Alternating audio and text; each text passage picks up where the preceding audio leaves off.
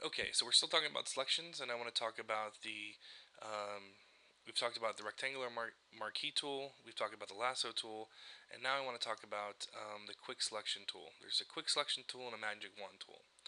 Let's actually talk about the magic wand tool first. Okay, so the magic wand tool is actually clicking. When you click, it actually selects um, colors, and it's based on a tolerance. So at the top here, you can see we have the magic wand tool selected, and we have a tolerance of 32. So it's going to pick anything in shades of 32. Um, so when I click on this dirt road, you can see I get this little selection because those are all the colors that are 30 that was in that 32, which is what I sampled.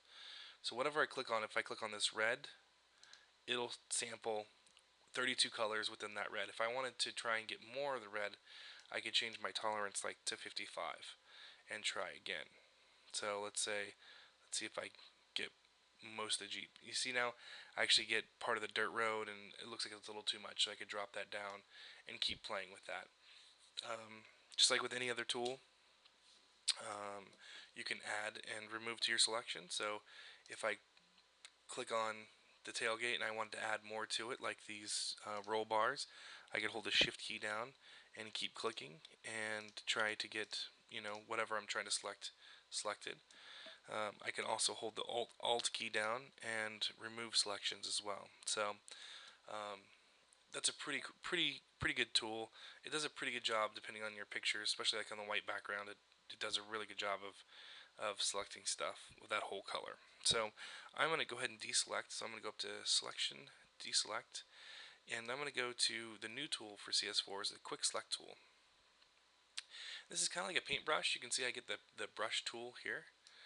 So I can actually change my diameter and the hardness, and it looks very similar to a brush when I actually use it. So I'm going to up my diameter just so we can see what's going on.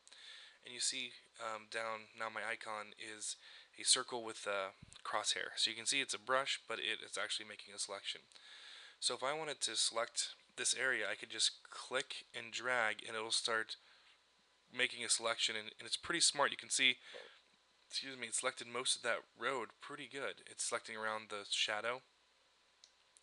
So this is a really good tool. This is one of the best tools for cutting out like a vehicle or cutting out, putting stuff on its own layer.